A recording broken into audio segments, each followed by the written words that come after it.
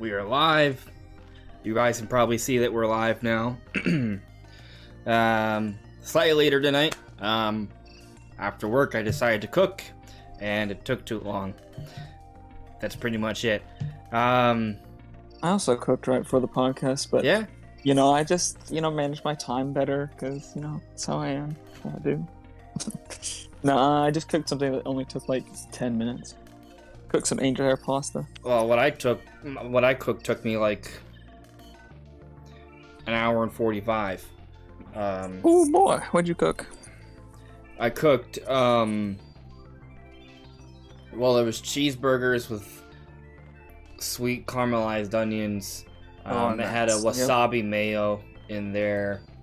Interesting, if you like that. There was potato wedges. There was also I do like me a potato wedge. A creamy, cheesy corned bisque with some garlic bread. Ooh. Yeah, it was pretty good. Sounds good. It just took a long time. You know what I like on my burgers? I like queso. Not like cheese, obviously, but like queso. And I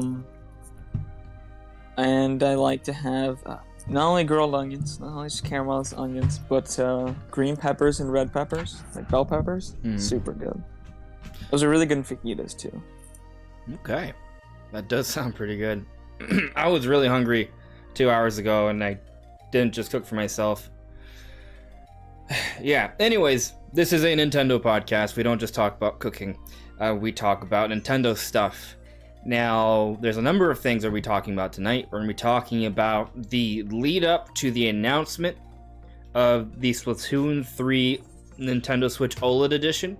We're going to be talking about the conversation surrounding that and Switch Pro. We're going to be talking about maybe some Mario Kart DLC coming pretty soon. And we're going to be talking about Donkey Kong a little bit and Xenoblade a little bit. And we're going to be talking about Pokemon as well. Wasn't a planned topic. The news sort of broke right before the show. Didn't really have time to adjust for that, plan for that. I was cooking. So here we are. What? I don't even know what news you speak of. It must have just dropped. Yeah, so here's the news for the Pokemon thing. Basically, the creator, alongside the CEO of Pokemon Company, came out. It was an orientation, and they said, we are now going to launch our initiative, which is in conjunction with Google, and basically, moving forward, every single device that has some level of intelligence, a computer with a microphone, a cell phone, they're going to monitor every activity you do, and your life is going to be consumed by Pokemon, and that they just own your soul. No, the Pokemon Company did not announce their world takeover plan quite yet. There was a leak, potentially though, of perhaps the gym leaders and perhaps even the rival. All these images are blurred. I don't even know if I'm not gonna share it here at the chance that it is legitimate. And I just don't want to run that risk. I'm not gonna do that. But the information's out there. It's on Twitter. If you go to Central Pokemon Leaks, you can find it there. It's been shared there. And I saw it. It might be legitimate. Supposedly, the people who shared it out have a good track record. I didn't have a lot of time to really delve deep into the story. Maybe there'll be a video later this week. Although there is supposedly, alongside these leaks, a Pokemon trailer coming out this Wednesday, which, to be totally frank with you, doesn't seem like a stretch, regardless of whether the leak or rumor is false, because we're at a point now where they have to start talking about Pokemon Scarlet and Violet with more regularity. We got a trailer early. They gotta start ramping it up. Yeah, exactly. We got a trailer at the beginning of last month, and we're in the beginning of this month. I think it's about time for another trailer. I wouldn't be surprised if we start seeing at least one trailer per month, and we're going to get to a point where we're going to be getting more than just one update per month as we get closer and closer to the generation, as the anime season winds down, as they approach its finale, its climax. there will be more information kind of coming out, allusions towards where the Pokemon anime is going. There's gonna be merchandising that we'll start to see evidence of beyond this generation. I mean, it's already happening. So it's all going to sort of come together. The information for Scarlet and Violet has to come. So yeah, the idea that we're getting another trailer this Wednesday, not at all a stretch. Now, if this trailer comes on Wednesday, then, you know, that leaked information, we should probably take a look at that, the source of that, maybe, you know, consider even more credibly than beforehand, even though supposedly these sources are pretty good already. Now, it's all blurred, so, like, it's not even like... Yeah, it's like, what can you even learn from this? You can see, you can make out details, you can kind of tell what they are, but it's also one of those things where it could totally have been fabricated. The only real reason I think it has any traction, like, for example, Game Explain's reported and things like that, is because of where it's coming from. And, I mean, ultimately, that's where I think most rumors have credibility. It isn't so much the material itself, but the source of said material. If that source has a pretty good track record, then I take it seriously, right? I know a lot of, and this is going to be a big theme for tonight, because we're going to be getting into the whole Switch OLED Switch, you know, the Splatoon OLED versus the supposed Switch Pro that we thought we were getting. Like, there is this big conversation on the internet currently of not really believing leakers, quote unquote, and just completely, you know, disrespecting certain journalists who say or report certain things. People just don't believe them, and you're entitled to believe whatever you want, right? I think it's important to understand that until something's officially announced, it's not official, right? So, you know, and I've talked about this on the channel a lot. Regardless of how credible a source may be, until it's officially announced, it's not official. Like, that's just straight up how it is. Now, you always gotta bring your salt around. Exactly. Yeah. But, like, to fully explain what I'm getting at here is that, let's say, hypothetically, right, the Metroid Prime remaster thing that's supposedly coming this holiday doesn't happen. Does that mean that every insider that told us it's happening is lying to us? No, it does not. What it means is they were wrong, but why were they wrong? Could be the case that they are lying. Probably not, though, given their track records and their jobs and what they stake their credibility on. More likely, they heard something that ended up not being true. But why would that end up not being true? Could it have been leak bait? Potentially. Leak bait being where a company puts out false information to maybe find out where the leak is coming from, because if a company's only gonna have a certain part of information. If they see that information came out, they'll have an idea of where it's coming from. Sometimes they do that. It could also be the case that because it's not official yet, because it hasn't been announced yet, those plans changed. They weren't ready to make an official announcement yet because they weren't sure what they were doing yet. That's another possibility. Another possibility is that it's just not coming out when we thought. It gets delayed, it gets pushed up. So there are these different things to consider. It doesn't mean that your favorite leaker is lying or a faker or not a leaker. It just means it didn't happen, which is why you have to take all of this with a grain of salt. Right. As long as your favorite leaker is a credible source and not some random guy on 4chan. Yeah, and, you know, it gets tough, though, because the reality of the situation is there are going to be some people who get things right. And actually, I mean, not just some, pretty much everyone is going to get some things right. And some things right twice a day. Correct. But the point is, everyone's going to be wrong at some point or another. That's just how it is. I can't think of a single industry insider that has been right about everything. Not one. They've always been wrong about something.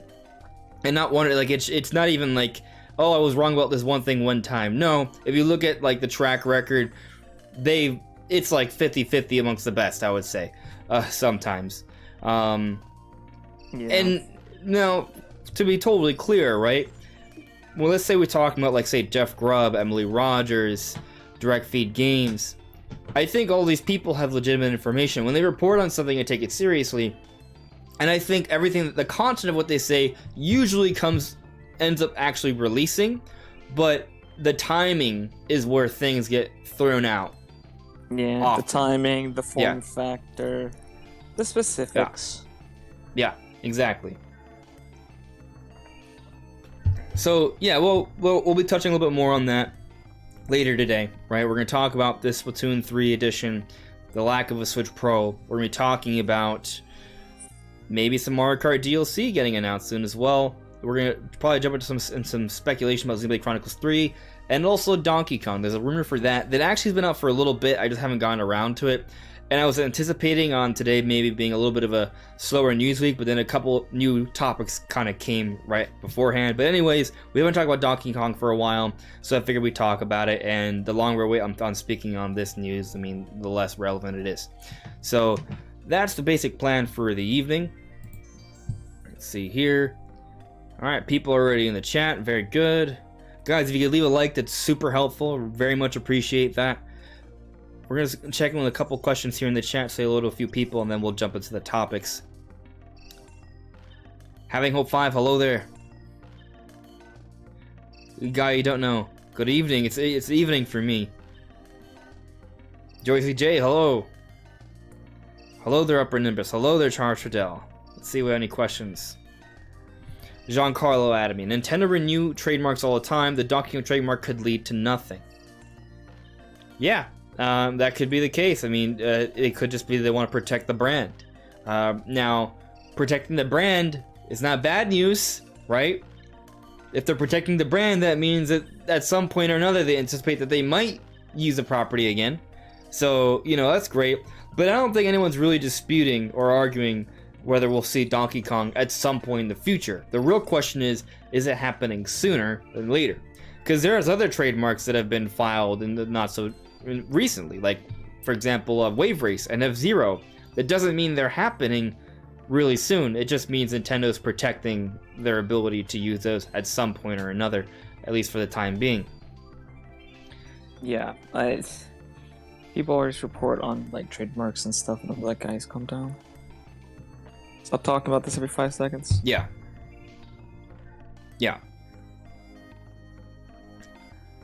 Hello there, Leo. Welcome. Hello there, Too Good for YouTube. From Germany. I'm glad you're watching from Germany. Alright. Hugo Anicio. Something tells me the new model announcement is this week. I don't know if you're just trying to play with my heart. But you know what? Let's talk about that first. Alright, so the Splatoon 3 OLED model was announced last week. And there was quite a bit of sort of hype and excitement and discussion going into this announcement because we were anticipating something happening, and something did happen. It just wasn't quite what we wanted. It's still pretty cool though. But for example, Nintendo recently filed there's another patent for another like upscaling technique for like improving resolution. There's Did not see this one. I'll have to read into that. Yeah, another one, right? Apparently it's been around for a while, but that sort of came up in the news. And the big thing that people were talking about that sort of led into this announcement was that there were a couple trailers that Nintendo of America and Nintendo of Japan on their YouTube channels took down. They took down their Switch Lite trailers, and they took down their Switch OLED trailers. Now, what's interesting here is that oftentimes tech companies will take down or private their tech trailers because they're about to announce an iteration of that tech out into the world, and they want that newer trailer to take precedent in search and with the algorithm, and so there's less confusion out there as well. So it seemed like it made sense, right? And, you know, people were like, oh my god, Nintendo's announcing new hardware, it's finally happening, I can't believe it. And then, you know, with the rumors, it was sort of starting to make a whole bunch of sense. There have been a lot of rumors of people suggesting that new hardware is on the way. There was the Nvidia leak. We know Nintendo's working on new hardware. It's really just a question of when, not if. Yeah. And a lot of venues were talking about. A lot of venues were entertaining the idea of this happening. And we talked about it before the trailer stuff sort of broke out last Monday, right? And I think, you know, if you go back, we're on record. We both were excited about the prospect. We thought it made sense. There's so many different things Nintendo needs to announce. Maybe they'll tie it in with this new hardware. But we both said multiple times, We don't think this is actually happening. We'd love for it to There's a happen. part where I literally paused our conversation just to further explain that I didn't think that it was going to happen. Yeah. So and you even not only said that you even not only said it for yourself, but you're like, he doesn't think this is going to happen either. Like, you spoke for me for a moment, because I was just so excited about the idea of it, the premise. It was so cool, and I feel like some people might see that excitement and be like, hey, you're really excited about this. Yes, but I also started the conversation and end the conversation by saying, I do not believe this is happening. When I say something, I mean it, unless I say I'm joking, which I understand can get confusing. So I actually had an idea that I want to do. Maybe I shouldn't announce this publicly, but whatever. I mean, it's probably not a big deal, even if I fail to do it. I want to create like a complimentary website to the channel where I sort of just organize my thoughts a little bit more. So say, for example, I put out a predictions video, right? And I say, hey, this is gonna be announced by this time. And then it's just on the website, like, hey, what are Andres' predictions right now? Oh, these are his predictions? Okay, great. Because I realized something about how I sort of handle things. I go back and forth with ideas, right? I play devil's advocate. Right. I get excited about ideas, even if I don't believe them. I talk about possibilities, different potential outcomes. It's fun to speculate. Exactly, but it can get confusing. So I figured, what if I create a website where I was like, hey, this is what I actually think. Everything else are just ideas I considered. And that way, you know, it's just kind of something that people can sort of take a look at. And that's just kind of the core idea. Just a website sort of complementary to the channel in that way. I may think of other ideas to add to the website to make it interesting for people to actually check out. Just a thought I'm putting out there. If you guys think it's a cool idea, let me know. If you have other ideas to make the website more interesting, let me know. But just some food for thought there. I think that might be a good idea. That way, it's all on the record. It's all very clear what I am saying. So there you go on that. But anyway, everyone was buying into this. Now, when I say buying into this, I'm not accusing of other people believing 100% that it was happening, right? But it was very clear that most people in this community, most gamers of Nintendo that talk about news of Nintendo, like us, wanted this to happen. And I think that's where, things... bias comes in. Confirmation bias, exactly. And again, I'm not accusing anyone in particular of doubling down saying it's 100% going to be Switch Pro. Not saying that. But that was the conversation. That was what dominated the speculation. And even though people like myself may have said, hey, look, I don't think this is actually happening, but my goodness, does it make sense, right? And, we weren't wrong, because clearly Nintendo was setting themselves up to announce something for hardware. It's just one of those things where what they were announcing for hardware wasn't quite what we wanted it to be. It was just another version of the OLED. Way off. But this is where things get a little bit more spicy. Someone, and I don't remember the name of the person. I've just had too much going on lately. I'm surprised that I was even able to make the video yesterday. Yesterday was my only day off in like a long time. I also started this podcast late. Like, I'm just really busy. But I'm trying. Anyway, so if you go back to the video I uploaded on Friday talking about this old thing, there's actual source there. I do try and source things when I do initially talk about them. But I don't remember all the details. But the point is, there's someone out there that told us the time and date of when the Splatoon 3 OLED edition would be announced. They were 100% spot on. And they've also now said that in September, they reckon, they don't know, but because the idea behind them is that they work in manufacturing and they see what's going on behind the scenes with the Switch hardware. They reckon that a new hardware will be announced this September. And that's when I decided to put out my video on Friday saying I'm tired of Switch Pro rumors for now. I like talking about this stuff, but there's also... I wanted to put out a recognition that it seems like a vicious cycle, right? Like almost every year. Yeah. It's like, oh man, it's finally happening. Oh, it's coming. Right, like what happened last year, right? Like there was the Bloomberg report, and people were like, oh my god, Bloomberg says it. Or, yeah, I think it was Bloomberg. Yeah. If Bloomberg says it, then it's 100% happening. And no. It didn't happen. In full fairness, though, they did say that there would be a new Switch revision that would have a bigger OLED screen, that would have like a sort of like that gap, I forget, like that bigger flap.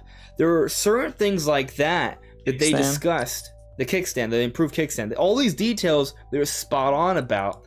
The one big glaring detail, though, was the ability to run games at a higher resolution, higher performance, just overall better graphical presentation. So, right. They were wrong on that, and what was even crazier to me at the time is they said that supposedly it was going to get announced before E3 last year because developers were going to showcase their games at E3. None of this happened.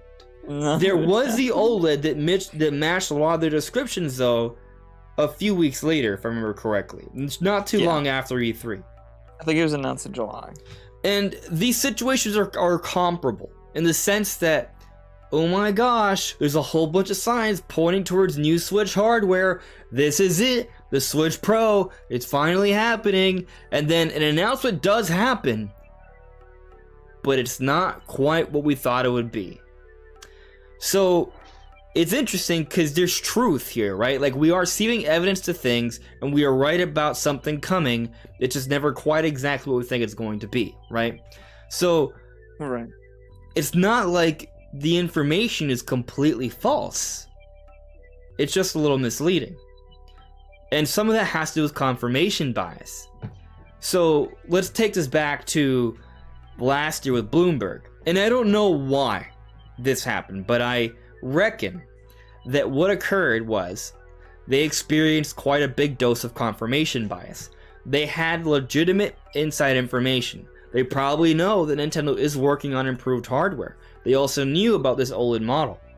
And maybe there was information coming from two different sides, and you throw in a little bit of confirmation bias, and all of a sudden this information gets conflated, people jump to some conclusions, and then we get that report that suggests some things. I don't know what fell. Something fell. It was just one of the white squares. Yeah. Oh my goodness. Things have been crazy lately right now. This is a hot box in here, so I imagine because it's so hot that like the expansion of the walls, the softening of the adhesive, that's why they're coming down. So forgive me. I wouldn't be shocked if another one or two come down. But anyways, back to my point. Confirmation bias can cause things to be led astray. So they weren't entirely wrong, but they weren't entirely right either. You take a look at the situation that just happened last week. I'm not saying that Bloomberg came out with another report, but there was a lot of things that were pointing towards something, and a lot of confirmation bias came in and forced a lot of us to conclude it's got to be Switch Pro, right? None of us even considered. I don't think I saw anybody consider that it could just be like a revision of the OLED or like a special version. Everyone was like, no, this has to be. Well, like, we meant not. We threw out the idea of a Switch OLED Lite. Yeah, but that'd be like, I meant like not a new revision, right? Just like a revision on one of the current revisions. Yeah, like not like it was even less than that. Right, like a battery Switch versus a Switch OLED, Well, the trailer thing suggested that it would be marketed, and it was marketed. Yeah. Yeah. But still, no one thought that, right? No one thought, oh, what if it's just like another type of like a red OLED or a Splatoon 3 themed OLED or a Xenoblade OLED, right? That would have been cool. That would have been dope. Would have been pretty darn cool. So, that's what happened, right? It was things were sort of thrown out there. But anyways, let's go back to this rumor now suggesting the new hardware is coming in September. Listen, the person may have been right. The person may have been right. And you know what? I'm gonna have to maybe go and analyze a little bit more, try and see a little bit more about their track history. But I'll say this. Just because they're right about one thing doesn't mean they're gonna be right about another, right? Right, and I'm just thinking about the way they said it. Ugh. We didn't. I don't think you did. You read out exactly their words, or did you just kind of like read? You just told me the situation, right? I just told you the situation, yeah. So like I'm thinking, because the way you said it, you made it sound like he knows the ins and outs of the factory operations. The person, from what I understand, does not know when it is coming, right? Or when it's going to be announced. They just exactly production, and that's a slippery slope. That is a slippery slope because they want to have stock. Like the biggest issues for not only the Switch when it launched, but the PlayStation 5, the Xbox Series X and S. It's just been supply. So it would not blow my mind if they wanted to start production for something that looked like it might be announced in September, but really, it's not going to be announced till like next September, maybe.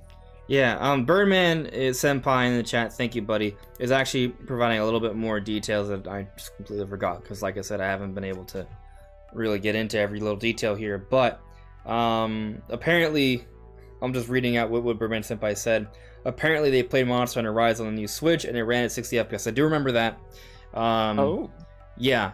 I mean, that would not surprise me. So, just not even just better resolution, but higher performance games. That sounds awesome.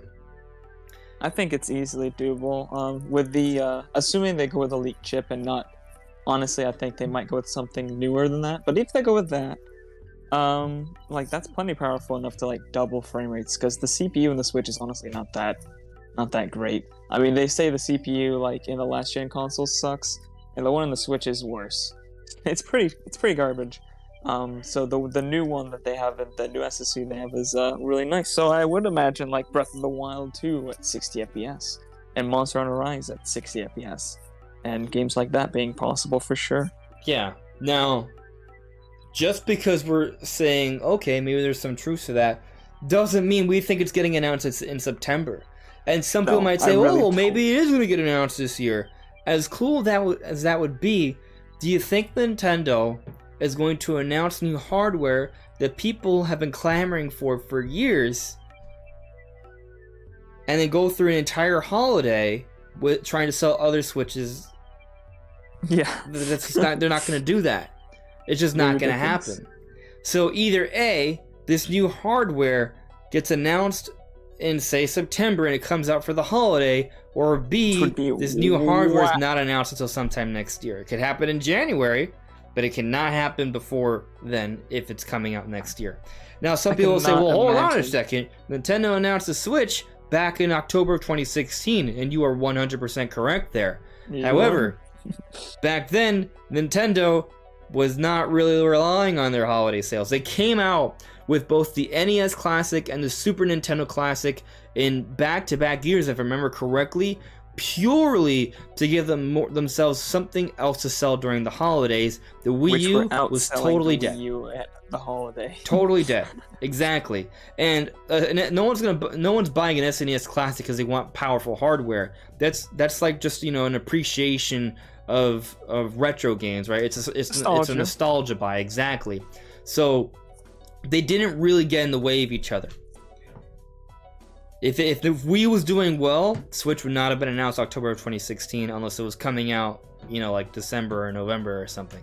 So that's why. Right now, Switch is still on pace or close to on pace to being the best-selling Nintendo system of all time. It's at least in that competition, that conversation. So no, Nintendo's not going to bastardize their holiday sales in a pivotal year to announce something too soon. No, they're going to announce, if they have new hardware coming out, say, March, to close out the fiscal year alongside Breath of the Wild 2, which I would love to see.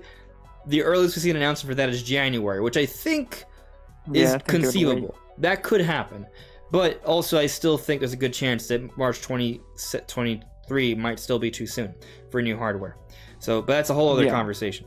Point is, I don't believe this rumor. Obviously, I could be wrong.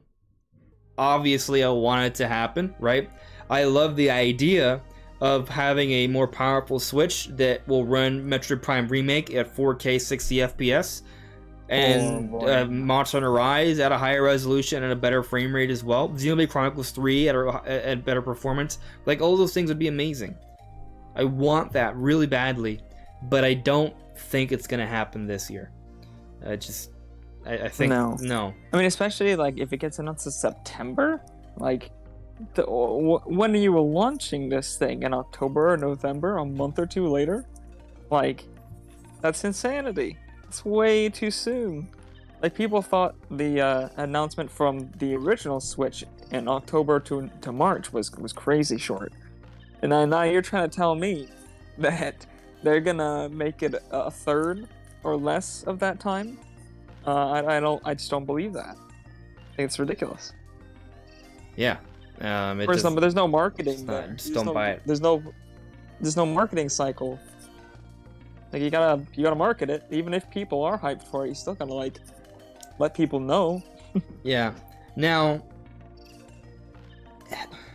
some people might say, well, we probably shouldn't get hardware for a long time because if we just got the Splatoon 3 OLED edition.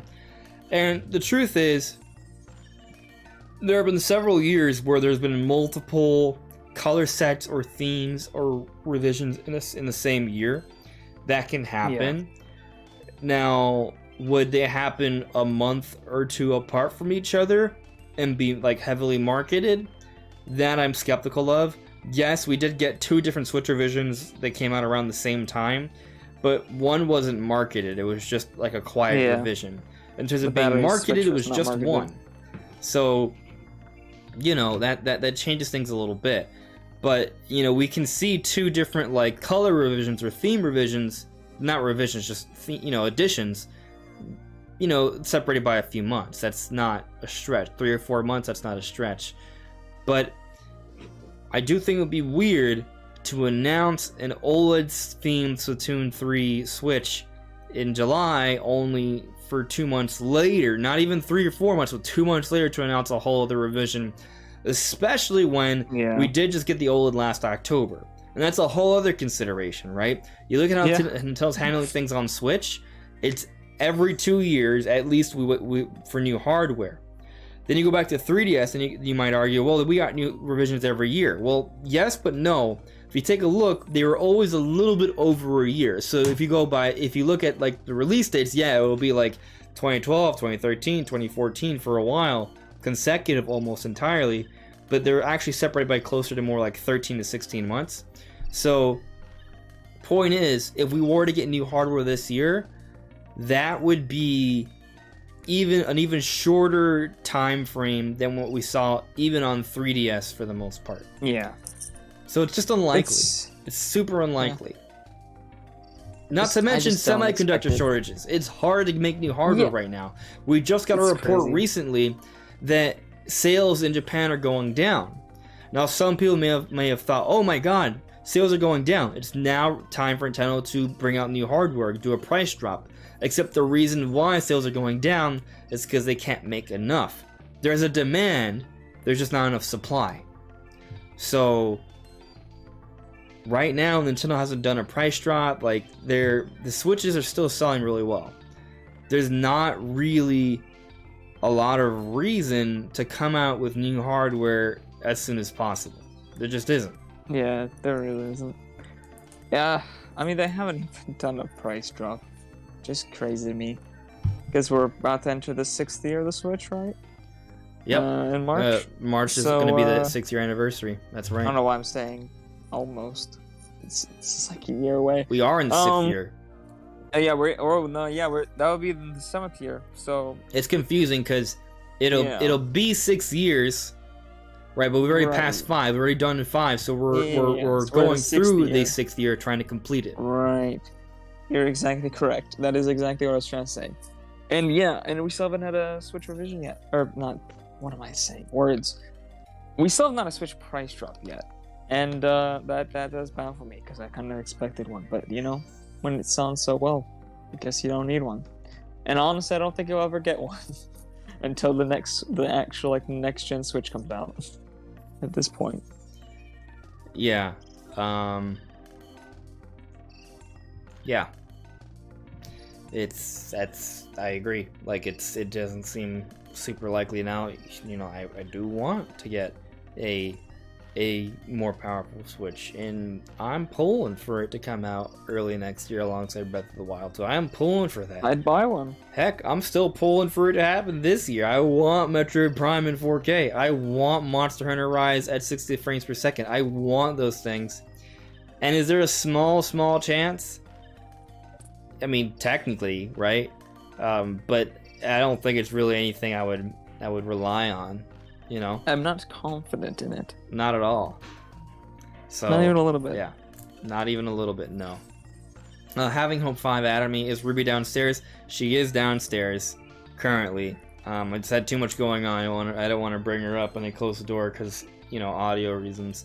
So yeah, but she's good. She's doing great. So, let's see here if anyone else is speaking. I mean, guys, I've been talking about it for a while. See here, Joycey J, personal prediction, Switch Pro in late spring along with Breath of the Wild 2. I hope so. I'd love to see that. Let's see here.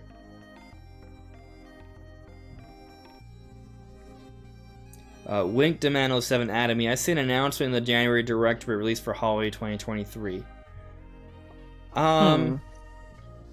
I could see a January presentation happening. I don't think if it's for new hardware, they'll announce it in January and have us wait all the way until the end of the year. I think we've seen Nintendo have much shorter intervals for their hardware announcements now. I think it would be weird to be like, oh, guys, we're making a 4K version of Breath of the Wild, but guess what? You're not going to play that at launch. Yeah. You can know about it, and we'll have announced it, but too bad. Yeah, I think if they are going to announce new hardware in January, it's because it is coming out by the end of March, alongside Breath of the Wild 2. God. If they're not announcing it in January, it's just not happening in the first half of the year, in my opinion. Oh yeah, for sure. Yeah. So, yeah. I think we can pretty much move on here to the next topic. Jean-Carl Adamy. Will Nintendo really release a more powerful Switch with the current chip shortage? I don't think they're doing it this year. Nope. Yeah. So, well, actually, there's a few different ads I want to get to. And see there is more beforehand. Guy Dunno added me. This whole Switch Pro rumor situation honestly means nothing to me anymore. Nintendo will announce new hardware when it's ready. In the meantime, we have a ton of games to enjoy. Absolutely true. Absolutely. We got Xenoblade Chronicles 3 coming out in a couple weeks. Splatoon 3 is not too long afterwards. Scarlet and Violet's not too long afterwards. There's some good stuff coming. Alright, so let's move on here. What about that Mario Kart 8 Deluxe Wave 2 DLC? When are we getting the next wave of that booster course pass? I think it's about time. And now people are starting to talk about it. And the reason being, not only is it just overdue, there is a 7-Eleven ad that is suggesting that there will be something coming soon. It's basically kind of like how it happened with Smash Brothers. New ad happened, then not too long afterwards, character is announced, right? Same difference here. So let me see if I can actually look up like the actual dates here.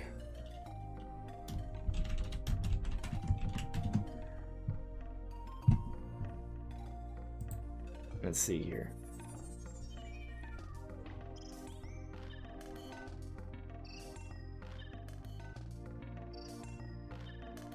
Yeah, so like Push Dustin recently, like 2 days ago, tweeted out that there's a 7-Eleven ad. And basically, there's a history of us seeing ads from 7-Eleven shortly before the announcement for the next set of DLC. For Smash Brothers, it's looking like that trend for Mario Kart is about to hold as well. So that's super interesting. I've not heard of this 7-Eleven thing. Really? Oh no, I haven't for Smash Bros. A lot. Like it was a pretty consistent way of of like knowing that announcement was like within a week or so. No. Yeah. Yeah, let's see here. He posted it just a couple days ago. Let me share it with you guys real quick. I mean, it's pretty much what I already said. Like, there's not much more else to say beyond that.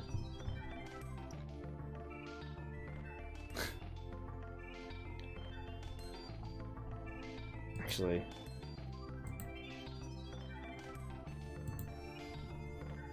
okay. Info. There we go.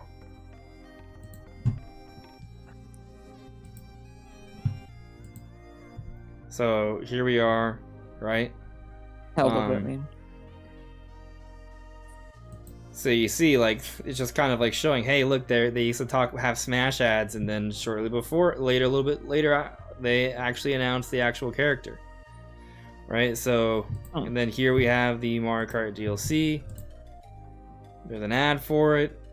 There is the date of when I believe it's set to expire. So I think there's going to be another new ad for Wave 2. And it makes sense. Is it the 17th? Yeah. It makes sense because, well, we're already in July. They announced the DLC back in February. The first wave came out in March. It's due out by the end of 2023. If there are 6 waves divided between 2 years, then you should be getting 3 waves per year. But in reality, though, they didn't start the DLC at the beginning of this year. They started a little bit a few months into it. So it's more like, let's say, between March and December, which is more like a 21-month window, right? So exactly. that it's a little bit shorter of a span. But even so, let's say it's not, right? You divide 24 by 6, that's 4. Every 4 months we should be getting new DLC. Yeah. So if in March we got the first wave, 4 months later, July, we should be getting more DLC. It's that simple. If you account for the fact that we started in March, and it's really more like 22 divided by 6 or something like that, we're overdue. So, you know, we are. It's about time. Now, the assumption was before E3 didn't happen or no special Nintendo Direct happened, was that there would be a general Direct and Nintendo would announce the Mario Kart DLC there, and then either immediately or within a few weeks, perhaps by July, or in July, we actually get that DLC. So I wouldn't be surprised if, you know, under normal circumstances, there would have been a general Direct, and they would have announced the DLC there, but instead, they didn't have it, and what they're just going to do is just maybe reveal this DLC via, like, a trailer or something on social media, and then it comes out. I see that happening. I wouldn't be surprised if it happens this week. I wouldn't be surprised if it happens next week. Within the next couple weeks, I expect an announcement for this Mario Kart DLC. Like, it's like really soon. I would be shocked otherwise. Gotta be. Yeah. Like, I'm serious. I'm going to be shocked. Okay, here's my official prediction. I am predicting that within 2 weeks from today, there will be an announcement for Wave 2 of the Booster Course Pass in Mario Kart 8 Deluxe. That is a hard prediction. I believe that will happen. So today is I think there's only one way that couldn't happen. There's only one reason. The apocalypse. The apocalypse. No, maybe there's 2 reasons then. I mean, it's canceled. It doesn't get announced, which I don't think is gonna happen. I think it will get announced very soon. The only reason I could see them not doing that is if they were going to remaster the courses further than they previously were because people had been complaining about it. That's not happening. But that's not Nintendo. Have you ever heard of Nintendo doing any shit like that? No. Fuck no. I'm sure the DLC has performed quite well. Like, I think the complaints of like the visuals are... I'm not saying there isn't merit to them because I noticed them. I was talking about it before the tracks even came out. So, you know, I get it. But they don't care. It's mostly a vocal minority. Like, it's not really impacting sales. And I think that's the big point here. If it was such a big deal that people were, like, not buying the game, okay. But that's not the situation at all. People aren't boycotting Mario Kart because Right. the I visuals do aren't up wonder to what snuff. the sales are on it. I bet they're great, but I'm just curious what exactly. I'm sure they are. How many people have Yeah. already bought it? I don't know, but I'm sure it's doing pretty good. The DLC. Yeah, it's Mario Sure Kart. it Like, is. yeah. So yeah, it's happening soon. It's just happening. Like, I don't know, Brandon. Do you have anything else to add on this? Like, is there any No, particular tracks you're looking forward to seeing? Nah, not really. To be honest, I don't know. I just want to see them. Yeah, what's I up. mean, there's a lot of different tracks they can pull from. I would like to see more tour tracks, just because those are new tracks, basically, because I didn't play tour. Yeah. So I do like to I didn't see play Tour those. either. I would love to see Maple Treeway. It's one of my favorite tracks from the Wii. I expect it to happen at some Yeah, I point do or want to see another. that one. I don't know if it'll happen in this wave, but by the time the waves are done, I believe Maple Treeway will be one of the ones remastered. I believe that's confirmed. Yeah, I mean, there was like there's been some leaks, right? Like leaks. Yeah, I guess you can call them leaks. I think it was one of the tracks that showed up when they were doing like in one of the trailers. They were just kind of showing like a bunch of different tracks, and I think it was one of them. I don't think it they've. was. I don't know if they've collage. like. There's like this promotional material that shows like different tracks in the background, like just stills of them. Yeah, It might have been that. I think it was. But something I'm like almost that. Like, 'cause I wondering remember if being, it like, a wasn't even so collage. much something that was released officially, but there was a data mine that picked up on imagery that had more tracks. I think Because there's a modern did one that that just as shows well, what's yeah. what's the current like lineup. Yeah, I do think somebody data mined it though. Yeah. As well. Yeah, so I don't think it's have a both. lot of preferences per se, because I just think a lot of the good ones are going to be brought over, and that's great. But Maple Treeway is kind of like the one that I'm like. I pulling guess I for. just want a lot of the Mario Kart Wii tracks because I like Mhm. that. Oh, and I want from Mario Kart 64 the track with the train. And I want to be able to actually go chase the train. I don't want it to be like blocked off, but I'm sure they will make it blocked off. Oh, but Yep. in N64, you Yep. could just like go chase the train. It was great. Yeah, which one had it where you couldn't chase it anymore? That I do not know. But Yeah, I'm I sure remember that. that's the version they'll choose for this. Oh yeah, because if they already remade it in Tour, they would just use that version. Pretty much, they'll just update it a little bit. Yeah. Yeah, I think that's unfortunately probably going to be the case. Probably. That is like my one major gripe with Mario Kart 8 is that they don't let you just like explore the tracks like you can in Mario Kart 64. Yeah, Mario Kart 64, they were open world. Sorta.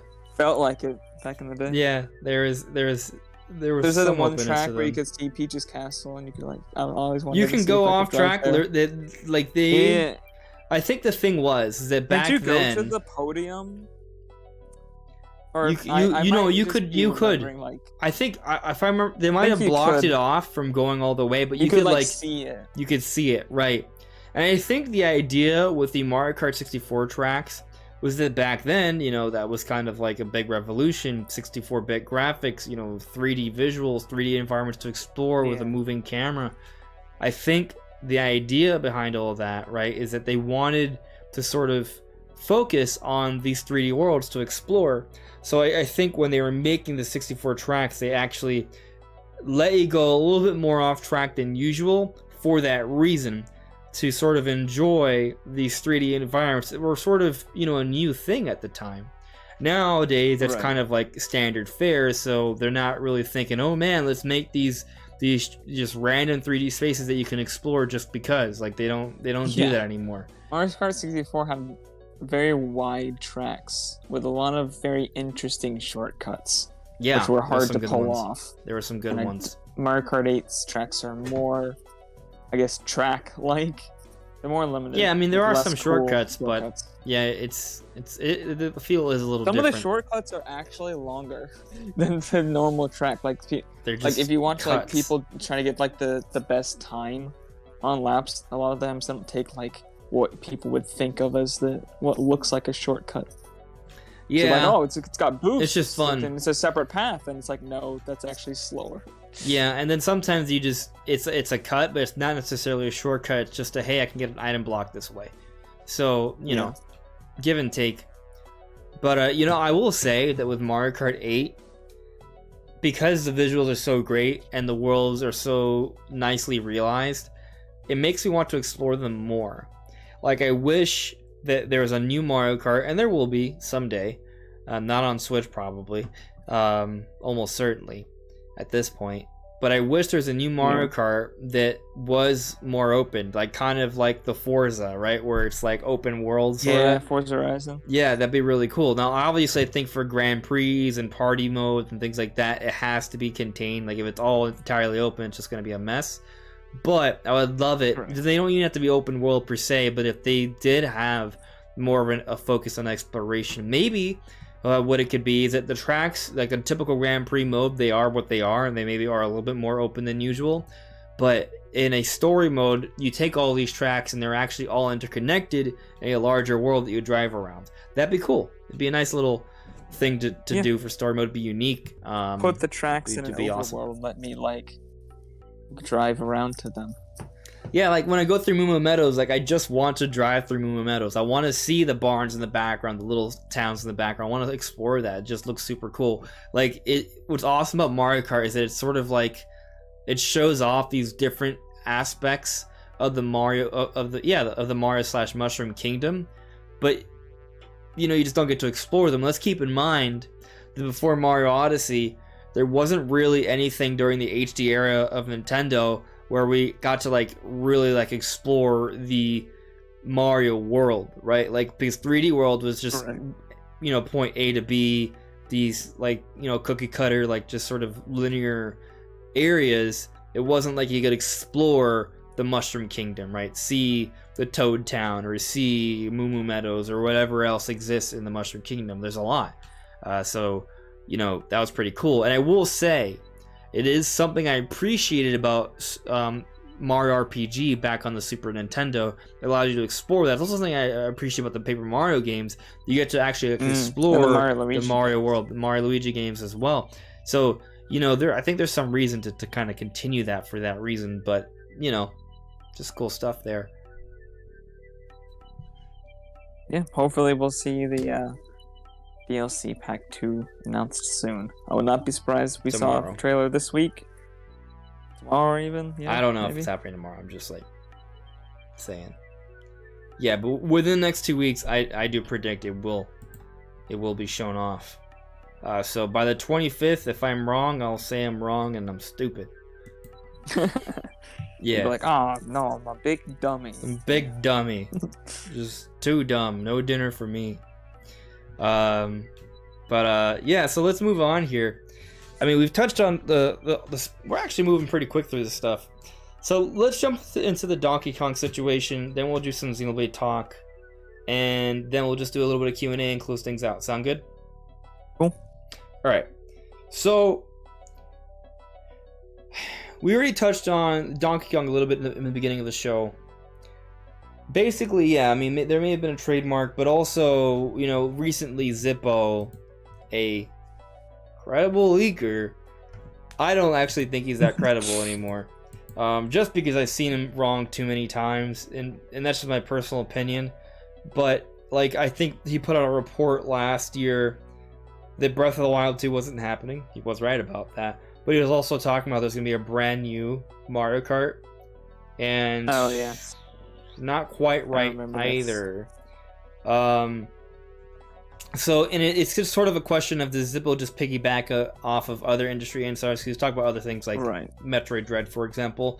And he's talked about Donkey Kong recently. He's saying that Donkey Kong is finished. Now, okay, great. The Donkey Kong game is finished. Can you give me literally any other details on the game itself? Because nobody else seems to be able to. That's it. So, like, you know, this is this article I'm reading is before there was no Nintendo Direct, or there was, but it was a partner showcase. You're telling me their source can figure out that the game is done, but their source can't tell anybody not one piece of information about what this game actually is, other than the fact that it's from the Donkey Kong franchise? I mean, it's one of those things where like, okay, sure, but like, I guess it like, okay, so like whatever, like, how are we like? What does that really tell us? Does that suggest the game's going to come out soon? It doesn't actually. Yeah. True. Doesn't necessarily. There's not really much to go off of, basically. Now, it wouldn't surprise me if this is true, because Nintendo has done a much better job of pacing themselves this generation. They have a lot more games coming. They have a lot more support coming. Yeah. They're just getting more work done. More consistency. And they have, used the Wii U ports to sort of help to bolster their lineup. So they've been able to pretty much almost the entire generation have consistent first-party releases, more than once per month almost, it seems. Obviously there'll be some months we don't get any, but there'll be other months we get 2 or even 3 if you account for smaller stuff. So, they've had consistent releases. I think the reality is just Nintendo has games that are pretty much done, and they're just waiting for the right time for them to come out. I mean, case in point, Advance Wars. We know it's done because they told us it was done, and then they delayed it. So just because of, it was because of the war, but they've been sitting on it. We don't know when they're going to release it. They just have it ready. And whenever we hear about from industry insiders a whole bunch of games that have been done for a while, like Prime 2 and 3 have been supposedly done, Wind Waker HD, Twilight Princess HD have been supposedly done, Skyward Sword HD supposedly done for years. It's just basically like these games are done. They're just waiting for them to come, for when they want them to come out. And when they want them to come out, that's hard to say. Now, I don't know if the Donkey Kong game is done, but I do know Nintendo's planning to open up that Donkey Kong park. And I think it makes sense for the game to line up with that park to some extent. Now, I'm not saying they're going to open them they're going to release the game at the same time the park is opened. Yeah, it seems wishful thinking. Right. But they may have the game come out before the park opens up. That way there's, that sort of like that, there's like a lead up to it, right? Yeah. And also I know that they hired Seth Rogen to play Donkey Kong in the Mario movie. And they hired a few other good actors for I forget, I don't know what the other actor is, but they also hired someone for Crazy Kong. Cranky Kong. Yeah. Yes. So there's going to be multiple Donkey Kong characters in the Mario movie, which, by the way, people were not expecting. Like, no, it was an option, but had they had a Mario movie without any Donkey Kong characters, no one would have been like, wow, that was weird. People might have been like, man, if there's a sequel, they should bring in Donkey Kong, hopefully. But that would have been more of like a wish, rather than this is what they need to do, So I think with Donkey Kong in there, I think it does also indicate that there is a plan for Donkey Kong. I mean, obviously there is. They have Donkey Kong in the movie. They have a Donkey Kong expansion to the Universal Park. If they have these new Donkey Kong things on the way, doesn't it make sense to have a Donkey Kong game on the way? The most important thing, the core of it all. So definitely does. Absolutely, there's Donkey Kong on the way, and we have a rough timeline of when these things are happening. The Mario movie's coming out early next year, supposedly, and then I believe the Donkey Kong expansion will happen in Japan by, is it 2024 or 2025? I think 2024.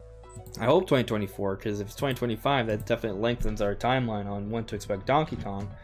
But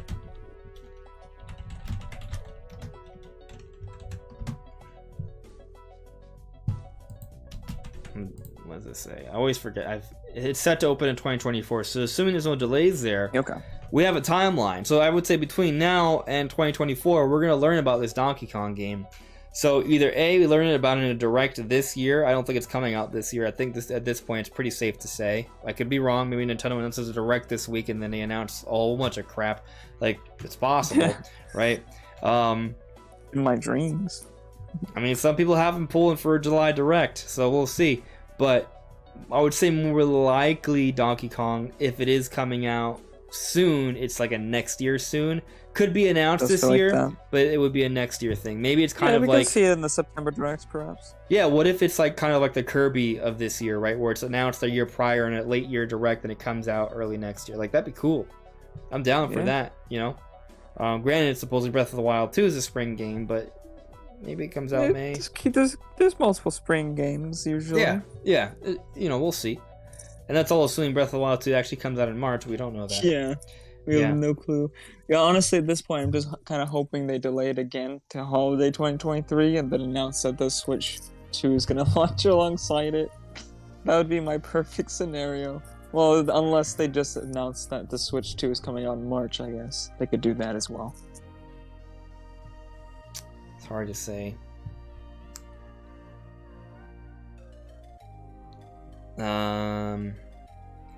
I want to speak on the Advance Wars thing because a few people in the chat are bringing up that it would be insensitive to release Advance Wars 1 to Reboot Camp because of the war in Ukraine.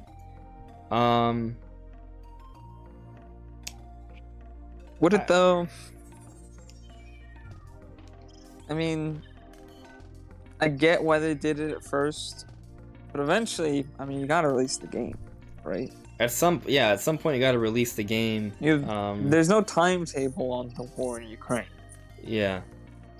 Could go on for the next 10 years. So do you just cancel the game? Yeah, essentially, that's what you're suggesting. That's what I don't. Suggesting. I mean, the thing is, wars are going around all the time, but games are still being made that relate to war in some way. So, I don't know. I think Nintendo does want to be cautious about that, but also at some point or another they got to release the game. I don't feel like Advance Wars, personally, in my opinion, is something that is insensitive. Like it's a very tuned thing. It's not even. It's a game that came out a long time ago, right? It's not even necessarily based off real world events. Yeah. It's not like Call of Duty, right? Very different. So I don't know. My opinion is that I think when they delayed it, it made sense. It was understandable. That's when, you know, things were really happening, like very active. You know, the news was breaking out around that time. I think they are just waiting for a right time for it to come out. I would be shocked if they just delay it forever until the war ends. As sad as that is, that there is war, right? Unfortunately, there's war happening in multiple places. So, you know, it's unfortunate, but I do think we will see the game come out at some point. Yeah. I mean, I'm sure the company needs the money from the profits of the game. They just spent all this money making. So, you know. Yeah. Yeah, it's tough. Let's look through the chat here a little bit more. Having Hope 5. We don't know if the Donkey Kong game is 2D or 3D. I hope it's 3D. Who was it that I spoke to earlier? My take is this. I don't care. Now let me explain. I'm not saying that I don't care. If it was like a sort of open 3D, like Banjo-Kazooie, Mario Odyssey-esque Donkey Kong game, that'd be super cool, right? Could have just said Donkey Kong 64. If it was, yeah, but a better version of Donkey Kong 64 for the modern era, that'd be amazing. But also, if it's like Donkey Kong Country, that'd be pretty good too. Yeah, I love both styles. I know that there's a lot of people that prefer 3D over 2D, and in truth, I do as well. Now, there's exceptions. There's a lot of games I play in 2D that I enjoy in that way. You know, I mean, take for Smash Brothers, one of the most popular games. That's a 2D game. Yeah. Some people say, "Oh, no, it's not. It has polygons." Yeah, it's polygons, but it's 2D. It's two-dimensional gameplay, right? That's what we're talking about. Gameplay. Country Tropical Freeze has polygons too. Right. Yeah, still 2D game. Yeah, two-dimensional gameplay. Metroid Dread was my, I think, yeah, it was my favorite game last year. Well, Monster Hunter was pretty good too, but I think Metroid Dread takes the cake. This is a two-dimensional game, you know, like two-dimensional games can be really good. And on the note of Metroid Dread, It's not like we're getting a ton of them these days, like 2D platformers. We're not seeing like 2D Mario anymore. true. So, I'll say that I would just reserve judgment until we see the game, right? Like, you take a look at Metroid Dread, it's a two-dimensional game, but there are three-dimensional elements which are really cool. Maybe we'll do something like that in Donkey Kong. Something looked amazing. This Tropical Freeze looks absolutely awesome. Not to mention, Like, Jungle that Beat was- actually that was kind of on the played Wii around U. with that idea already. There were three-dimensional elements at times, where the camera would pull behind Donkey Kong's shoulder while he would sort of box with a boss. So they could do something similar for this new Donkey Kong game. Point is, Yeah. I think we should reserve judgment, wait until we see what it actually is fully. Maybe it's some sort of hybrid. We don't know what it's going to be. But regardless of what it's going to be, I do believe that when it's internal Nintendo, it very rarely is bad. Like, it's almost always pretty good. So I'm not too concerned. I think it's probably going to perform really well. I think it's probably going to be a really good game. So, you know, we'll see what they have in store whenever it's announced. Hopefully we'll see it. I'm not particularly confident in this leak, quote unquote, but we'll see. Yeah, I mean, I do believe Donkey Kong is real. I mean, we talked about it last year. Oh yeah. Yeah. That part I do think they're working on. I just don't the leak that it's done. I'm not sure. I believe. Yeah, I'm skeptical. So let's just kind of talk about Xenoblade for a little bit. And guys, feel free to at me or Brandon in the chat. Put in your sort of final questions or statements. We'll get to that shortly, and we'll close things out. So, last opportunity to do like a Q&A. I know tonight's a little bit shorter, but it's been a long day for me. So I put out a theory video yesterday, Brandon. Sorry, I'm making noise playing with stuff. But I put out a theory video yesterday for Xenoblade Chronicles 3. And maybe it's nothing too crazy. But the basic idea that I have is that the people in the red armor, the council, I believe they are obviously the antagonists, but they've been sporting like this infinity symbol. We see it in some of their eyes or in the crests. And I think they are striving for immortality. And I sort of thought about this for a little bit. In Xenoblade 1, the antagonists were fighting for their godhood, correct? Their immortality. Yeah. And they were trying to sacrifice the mortals to do so. In Xenoblade Chronicles 2, you have the Flesh Eaters and the Blade Eaters. And when a human eats a blade, what happens? They lengthen their lifespan, right? But then also you have the Titans, which blades become, who are thought to be eternal, and yet they are dying out. And humanity as a whole is dying, is running the risk of dying out because they have nowhere to live, nowhere to stay. Their land is not eternal. It's the opposite. It's very mortal. But there's sort of like a similar theme here where there is sort of like the struggle between eternal and mortal. So then you go into Xenoblade Chronicles 3, and these themes seem to be rampant again. You have these people who are more mortal than ever before. Their mortalities are super apparent because they all have 10-year lifespans. And a lot of them die even sooner because of the war. Is literally like tattooed on their skin. Correct, exactly. They literally have a clock on their bodies telling them how long they have to live. So their mortality is made more obvious than ever before. And yet you have this group of people who are sporting this eternity sort of symbol, this infinity symbol. And considering the history of Xenoblade and an antagonist striving for infinite life, everlasting life, godhood, Mountain of Youth. There seems to be some sort of similarity here. And my theory is that these people are actually stealing the lives of the mortals so they can live indefinitely. Because when they're fighting in the wars, they're releasing particles, and their particles are going into these flame clocks. What's going on with that? And, you know, something else I realized while I was making my video yesterday. You know how the world is called Aeonios? Yeah. Apparently it's actually Greek for everlasting or long-lasting. Uh-huh. Isn't that interesting? You got Aeonios, you got Ouroboros, which also is another sort of infinity kind of symbol. Right? The Ouroboros is because it's constantly eating itself, but it's never, like, gone. It's eternal. It goes on forever. Yeah. So there's this strong theme of, you know, mortality versus eternity.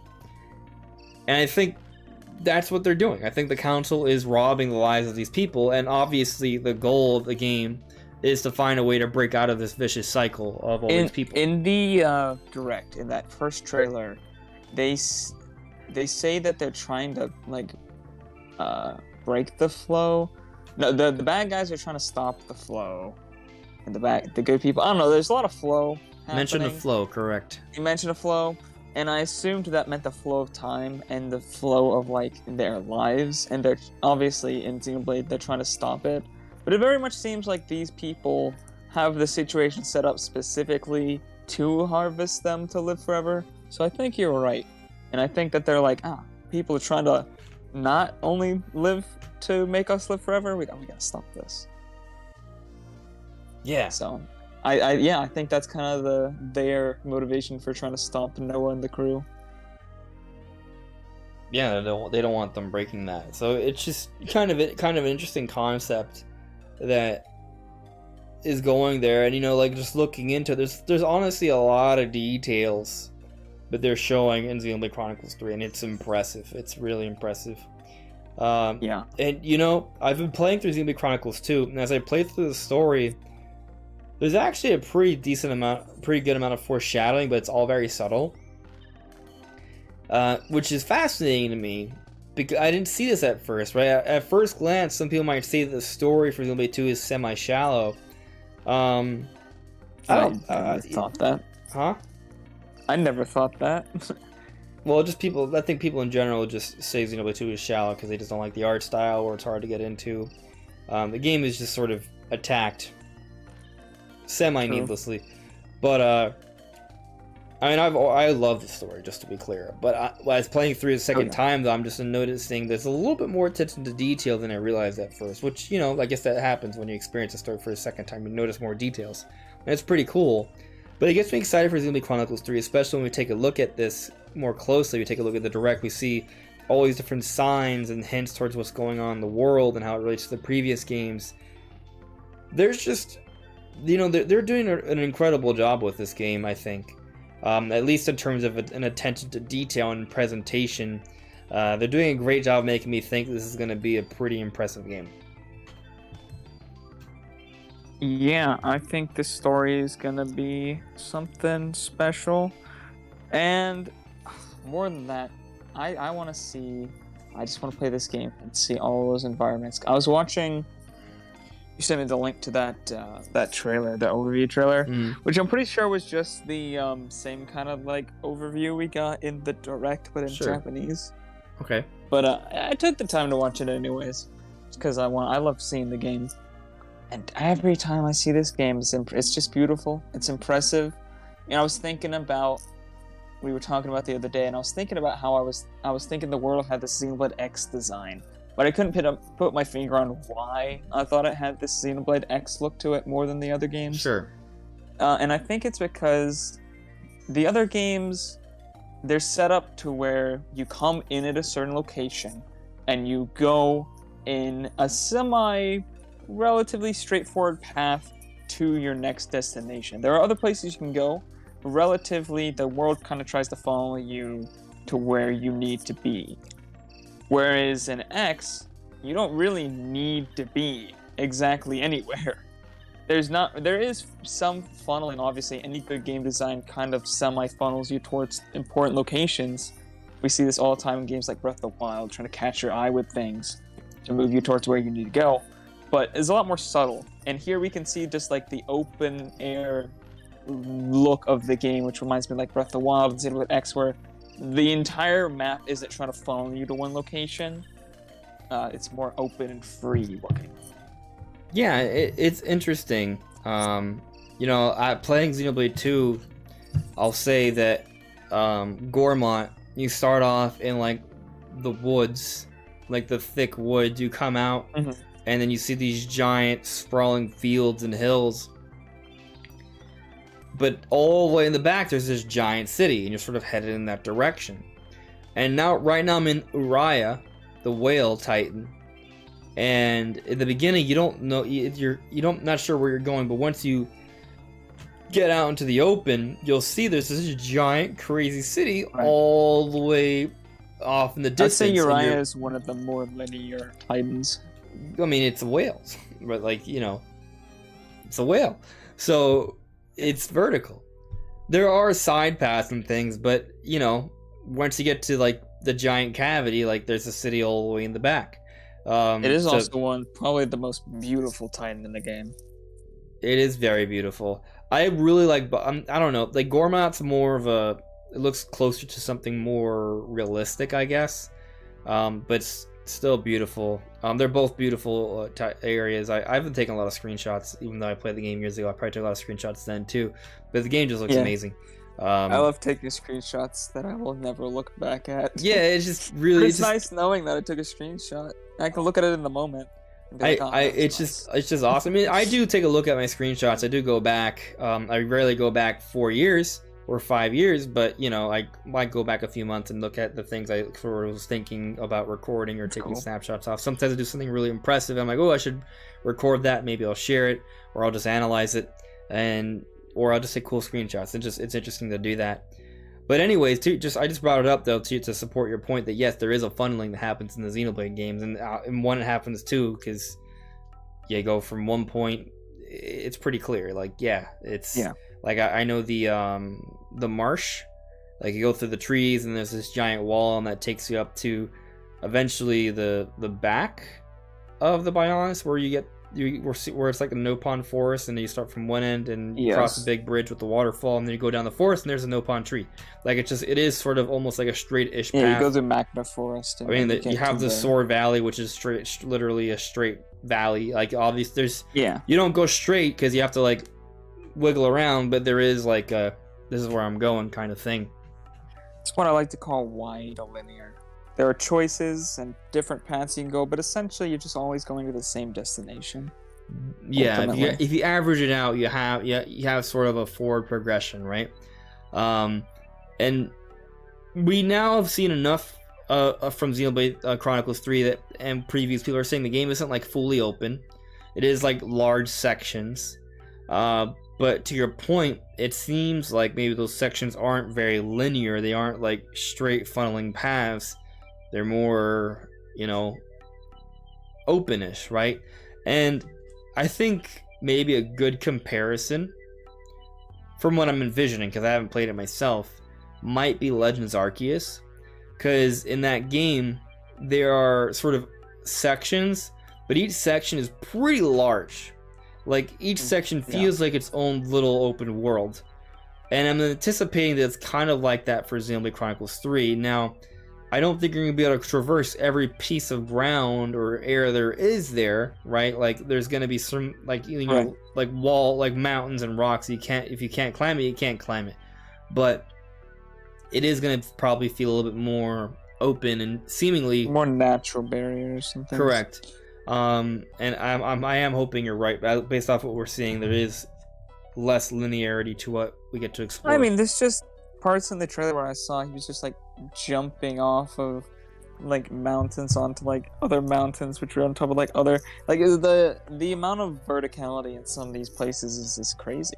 It's felt very much like X in that sense as well. True.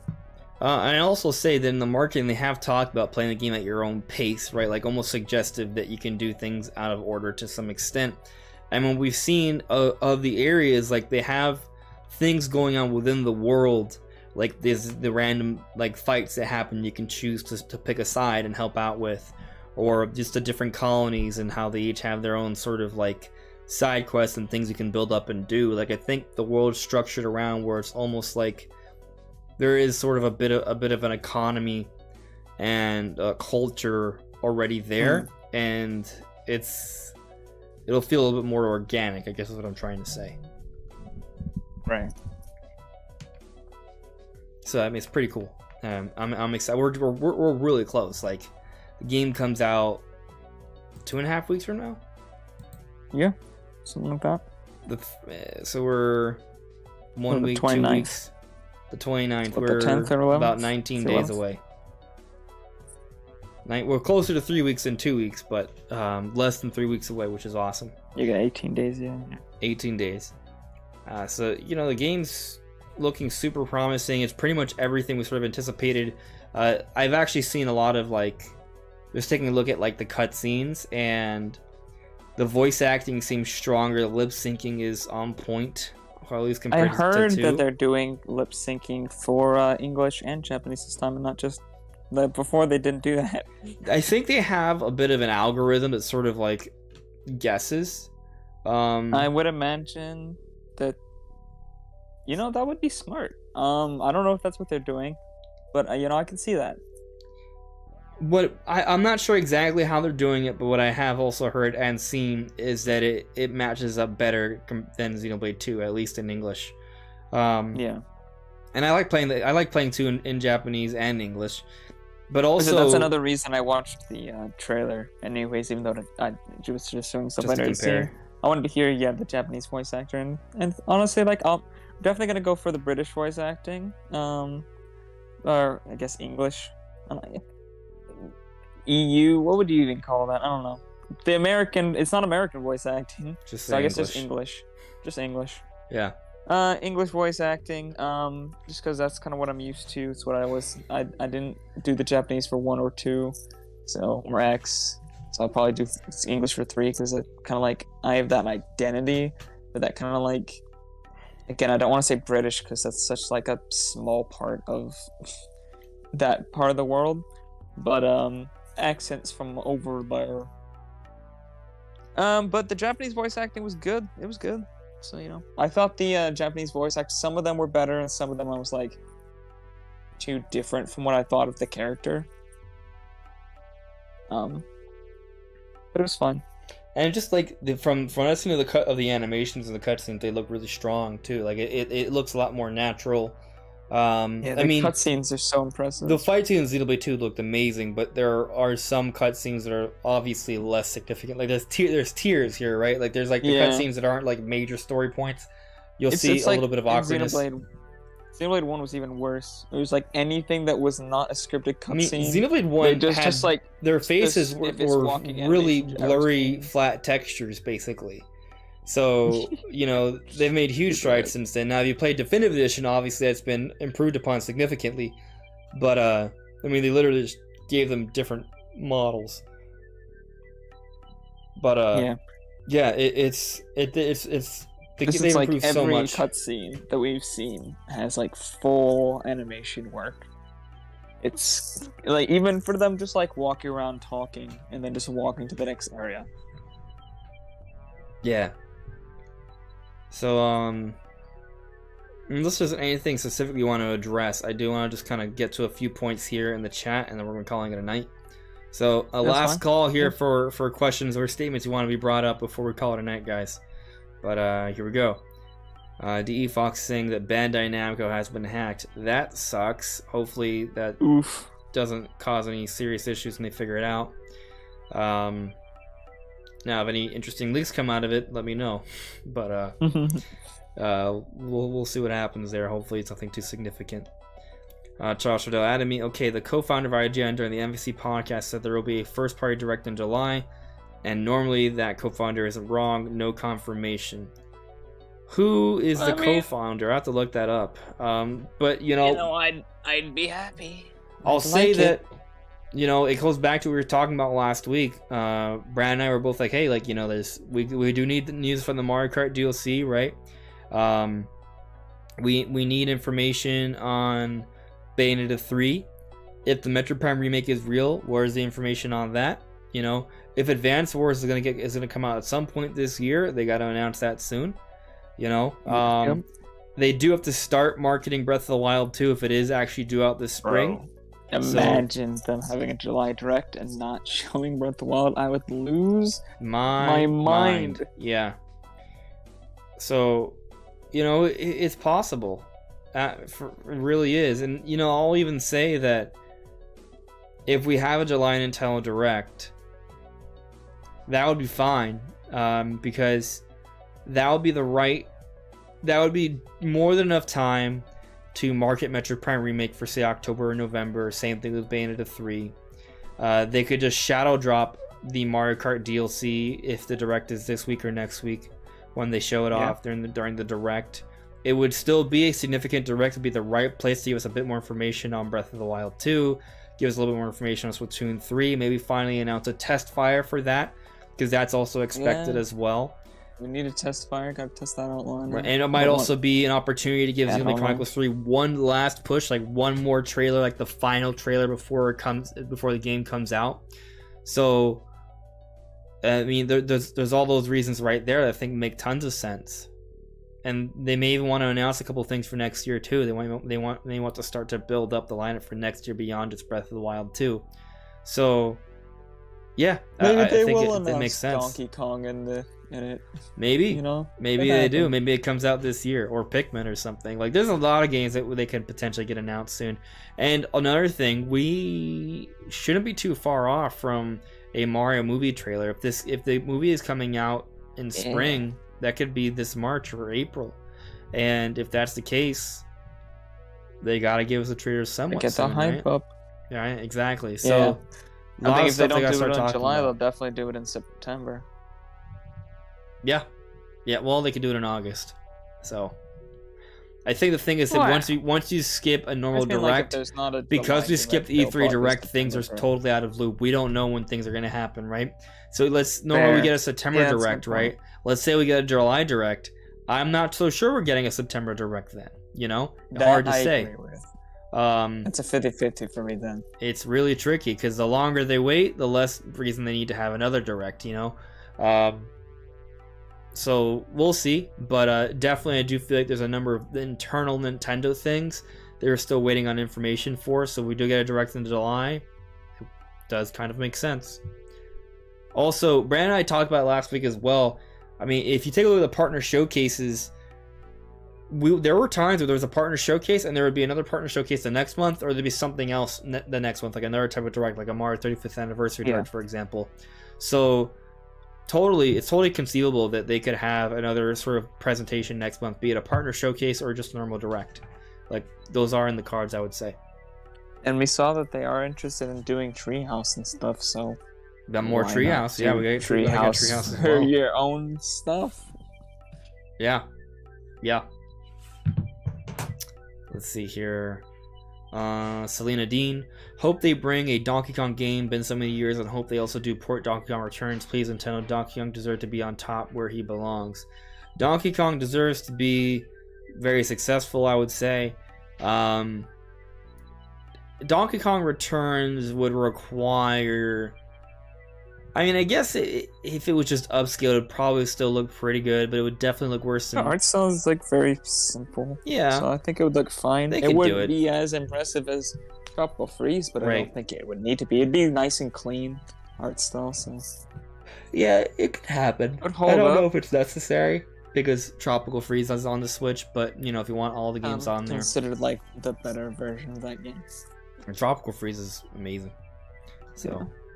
My favorite 2D platformer. Yeah. Might be mine as well. Charles Rogel said, yeah, I remember the video you did on this. Seems the worst kind of slavery. I'm assuming you're talking about what's going on in Xenoblade Chronicles 3 in the 10-year lifespans, right? It's terrible. Oh, yeah. But it offers a compelling story, though. Also, Charles Rogel saying that Aeonios also means omen. That's interesting. You're not expecting Xenoblade Chronicles 3 to get dark and messed up? I don't know. Advent of... Well, you haven't been playing Xenoblade, I guess. Yeah. Let's see here. Having Hope 5, how did they get the name Aeonios? This is a mixture of Aorus, Bionis, and Mechonis. Well, like I said earlier, it's actually a word in different languages like Greek, and it means everlasting. Or to Charles Shadell's point, it may even mean other things as well. like suggesting the advent of change in his words. So, you know, there's stuff that could be going on. That's probably where they got the name. Upper Nimbus. I think the Soldier of Caves and Agnes are clones, meaning the pro tags aren't the originals, and that mysterious end character could be the real Noah. So what's crazy about that is that if that's the case, without spoiling too much, I will say that would not just be a similarity between 1 and 2, but also X. So yeah, we'll see. Very true. That would be a huge plot twist. Honestly, I wouldn't be too surprised because it's possible. Hint that the people aren't really people, or that they're not born in that way. I mean, we talked about they a little seem bit like in one of the blades. podcast. Yeah, they talk about growing more soldiers, and I don't know if they mean growing as in like people growing up, or they mean like literally just creating more. Yeah, where are they creating them from, right? Yeah. Yeah, that is an interesting point. I doubt there's just like a bunch of women being forced to have births constantly. Although that'd be another really... Well, the thing is they're starting off like they're 10-year-olds though or something. So I don't know if there's like an accelerated growth program, or if it is the case they start off as 10. Isn't in Star Wars in Episode 2, don't they say the clones are like on accelerated growth too? Yeah, they're like chickens. Yeah, they grow. They come like. We do that to chickens, by the way. They become like full adults in like a year. We put chickens on accelerated growth programs and then we eat them. Dang. Yeah, it's pretty dark. I mean, they are just chickens. They don't really realize what's happening. But in Xenoblade, they do realize what's happening. So yeah, real messed up. I agree. Yeah, Charles was saying, but it is possible that Aeonios is not used in the game at all. Aeonios for the land and Ouroboros for the monsters. Ouroboros means the snake that eats his own tail, linked to infinity. Yeah. We were talking about that earlier. Yeah. I don't know. It is kind of crazy to think that there's like what we're talking about now is like somewhat it's I wouldn't say surface level, it's like a little below surface level, right? But we get into the idea of maybe them being sort of like cloned and that they're not really themselves and there's themselves elsewhere. If you think we know everything and we have an understanding of what's actually going on in the game, there's no way. I think most likely they're gonna I mean, knowing Xenoblade, we've never, ever fully understood what was happening until like the end but I'll of the also game. say, I don't think I've ever analyzed Xenoblade this much before release. So, I don't know. I feel like a lot of the stuff is kind of like, it's not like we're uber duper ridiculous, like finding some kind of like hidden thing on the back of the wall and the. No, they're sharing they're things that they are intentionally showing us that they want us to think about. So, you know, they're pretty in our face with it. Yeah, I'll say that we saw something similar for Metroid Dread, and we were pretty close about what was going on in Dread, which I feel pretty good about. Yeah, well, I mean, it is 2D Metroid game versus one of Xenoblade 3 is a more complex story. RPG with one of the most plot twists I've seen. It'll be a lot tougher to get all the calls there. And I would hope we don't, because I think it's not. I do not want to. The be-all, end-all. 1 and 2 were absolutely insane. They were. But I'll say that with typically a good story, one of the best marks for a good story is when you don't know what's going to happen. Now, you know, to cover my bases here, that doesn't mean you get a story that's just random that makes no sense.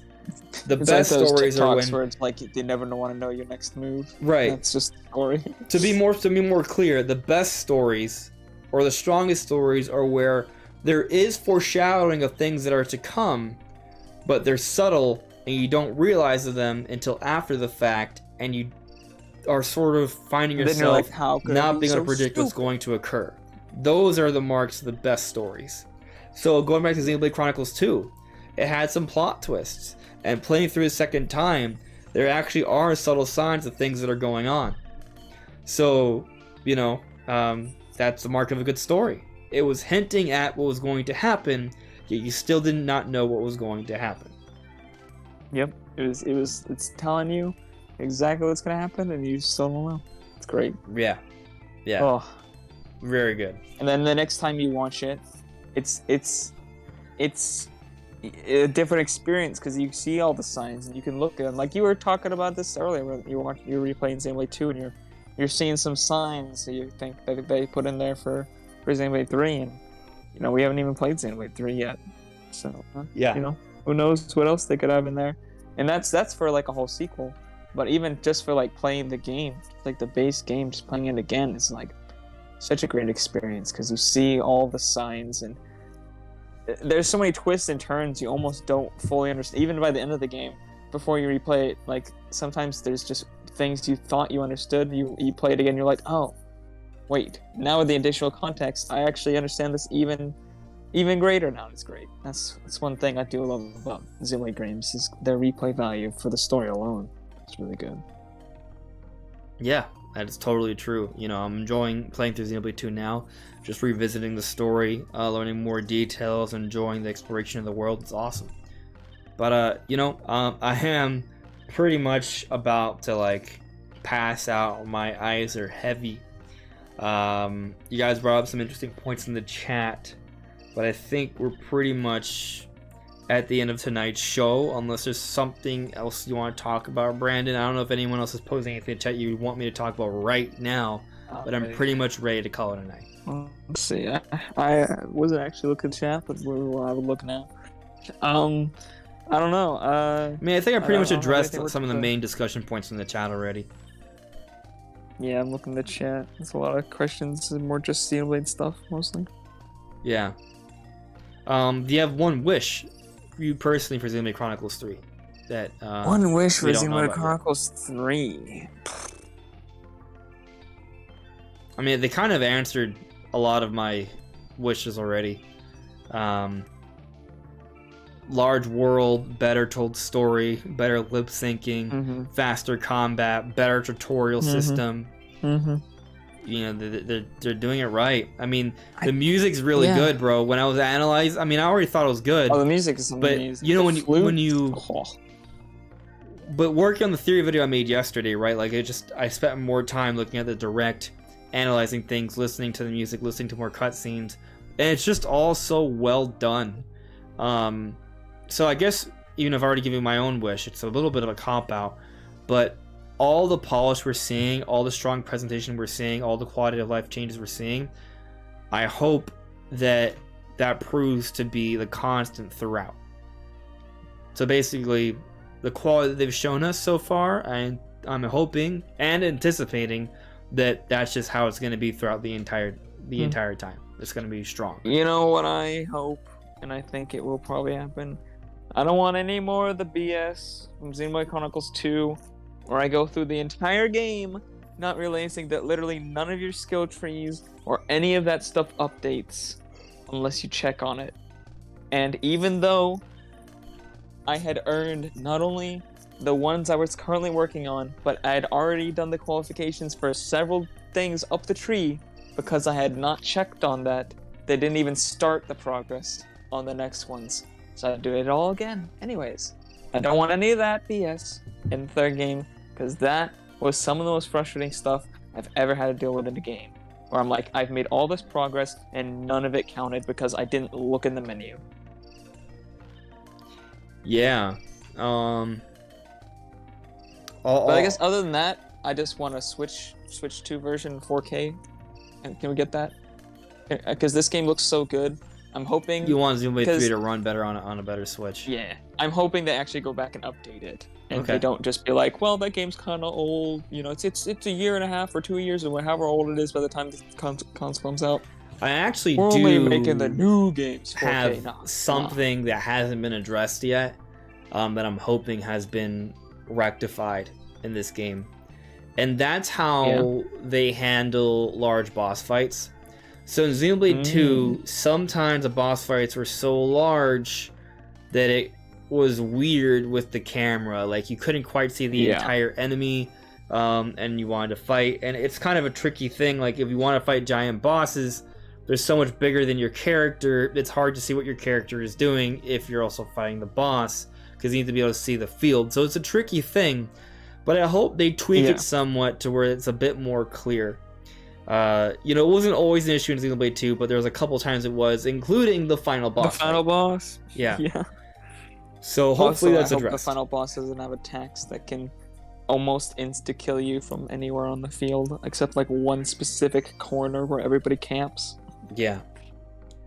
Now, to close things out, I do see this last chat here from guy you don't know. I'll cover, and then we'll call it a night. This question is just for fun, but whenever we eventually get the next Smash Bros. Game, how confident are you that one of the newcomers will be from Xenoblade 3? So I'm not that confident.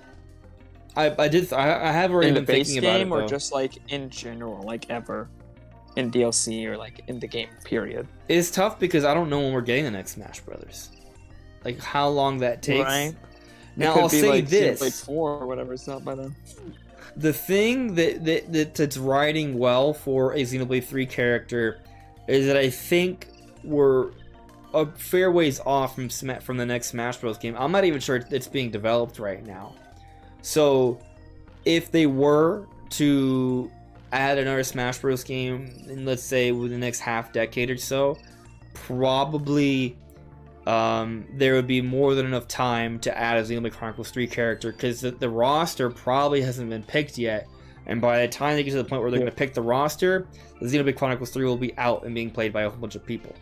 So that's something that Xenoblade 3 has as an advantage compared to Xenoblade 2, because Xenoblade 2, the roster was already picked by before the game even came out. So I think that's riding in its favor. Now the challenge is with Smash Brothers, we don't know how they're going to handle the next one. Again, we don't know when it's coming out, so it could be so long. Brandon, I think you just said this. Like, we might be thinking about Xenoblade Chronicles 4 at that point, right? So, like, yeah, I don't know. The timing of that next Smash Bros. Game definitely matters. But then also, how are they going to follow up Ultimate? Are they just going to add more characters, or are they going to reboot it with less characters? And if they're rebooting with less characters, some characters are going to get cut. And maybe they'll be even more exclusive in the sense, in the sense that might be harder to add characters from newer games for them to get inside. So maybe a Xenoblade Chronicles 3 character wouldn't even be picked. So there's all these other considerations, right? But if we assume things to be similar to what they did for Ultimate, just the next version of that when it does come, I'd say probably there will be a Xenoblade Chronicles 3 character, and it has a better chance than 2, just because of the timing of things, assuming, it comes out within the next half decade or so. Now, who that character is going to be, that's tough. I think the obvious choices are Noah or Mio. Maybe a dual character, like they did for Pyra and Mithra. Those two. I think that's a possibility. And then they can fuse together to do their Ouroboros, which makes the most sense, right? Like, actually, I think that's kind of the best bet, because since they work in pairs to do the Ouroboros, you can't really have one without the other. You could, but it wouldn't be a proper representation of the characters, I would say. So maybe they swap out just like Pyra and Mithra, and their final smash is the Ouroboros. I would think that'd be exactly what they would do. I don't see anything else that would fit better. Of course, the game's not out yet, so maybe. But just like what they would do, and I don't know. I think if we're talking about them getting into the base roster, I don't know. Base roster characters are very kind of random sometimes, and it's hard to be a base roster new character. But DLC, I think if they come out a new game that has DLC, it will probably be in there. I'd say I'm fairly confident the next Smash game will have Xenoblade 3 eventually as a character represented from that game. Honestly, I don't know. We say Xenoblade 4, but will there even be a Xenoblade 4? What about the new IP? I mean, we don't know. Maybe X2, right? Will even be called Xenoblade when maybe it's Xeno something else instead of Blade. Yeah. So we'll see. I'd say it's a 50-50 chance for me here. It's higher for me, but that's all with the assumption that Smash Bros. Is coming out relatively soon. By relatively, I mean the next 5 years or so. So we shall see. But guys, thanks for showing up. Thanks for the likes. If you like this stream, if you haven't already, please do so. And we'll see you all really soon. Take care. Goodbye. Bye, guys.